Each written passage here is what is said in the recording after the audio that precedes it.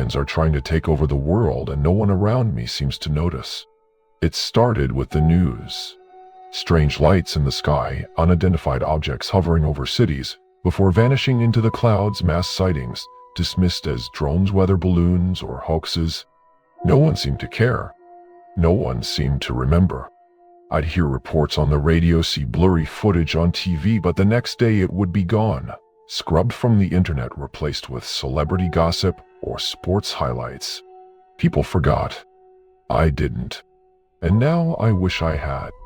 It was a Tuesday when I first noticed something wrong with the people around me. I was grabbing coffee before work, waiting in line at a small cafe. The barista smiled at me, but something about her face made my stomach twist. Her expression was off. Too smooth, too perfect. Like she was mimicking a human smile, but didn't quite understand how it worked. She turned to grab my drink, and for a split second I saw it. The skin on the back of her neck, shifting, like something was underneath it, moving. I blinked, and it was gone. She handed me my coffee. I took it with shaking hands. Maybe I was imagining things, maybe I just needed sleep. But deep down, I knew better. The changes were subtle at first. People moved just a little too smoothly, spoke a little too carefully, smiled too wide. Their eyes, God, their eyes. They didn't blink enough, didn't react the way they should. And every day, there were less of them. Coworkers stopped showing up, friends stopped answering their phones. I asked around, people barely seemed to notice. Oh, Steve, he must have moved. I haven't seen Jessica in a while, huh? Weird. Nobody cared. Nobody remembered. Like they had never existed at all. I tried to ignore it, to pretend everything was normal, until I saw my neighbor get taken. It was around midnight. I had been tossing and turning for hours, a tight knot of unease settling in my gut. Then I heard it, a low hum. Not from a car, not from a plane. Something above my apartment building. I peeked through the blinds. Mrs. Thompson, the sweet old lady from 3B, was standing on the sidewalk in her nightgown, staring up at the sky, frozen in place. The humming grew louder. Then out of the darkness something descended. A shape, a shadow. It moved too fast for me to see clearly, but I caught a glimpse.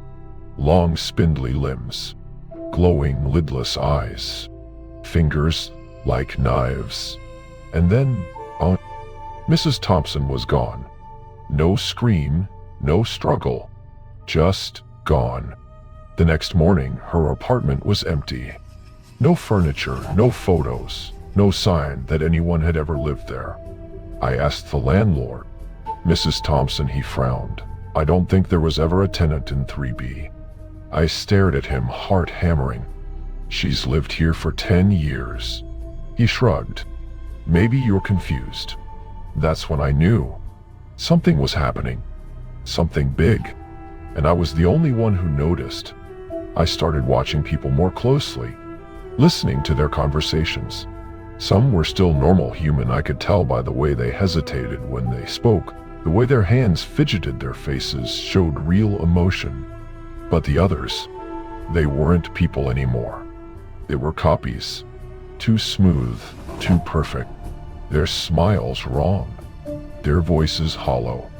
And their eyes empty, like something was just wearing their skin. I tried to warn my best friend Eric. I told him everything, the lights in the sky, the disappearances, the people who weren't really people anymore. He laughed. Dude, you sound insane. You need to get some sleep. Maybe see a doctor. Then he smiled at me, wide, unblinking. Too perfect. And I realized Eric wasn't Eric anymore.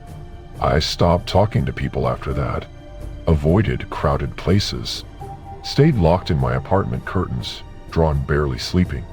I watched the streets from my window. The city was changing.